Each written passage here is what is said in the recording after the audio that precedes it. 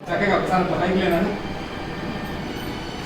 బావగారు చెప్పు చెప్పు పట్టుకో గండం పట్టుకో గండం పట్టుకో చెప్పు బావగారు మీరు కాశీ రామేశ్వరము ప్రయాగ అంటూ తీర్థయాత్రలకు వెళ్ళకుండా మా యందు మా కుటుంబం యందు దయ ఉంచి మా యొక్క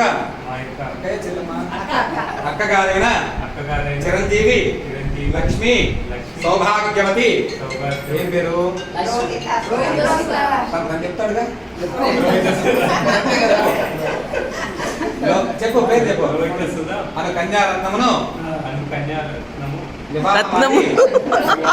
మా కుటుంబాన్ని ధరింపజేయ ప్రార్థన. బావగారు మీకు మా అక్కగారంటే ఇష్టం లేదు అడుగు.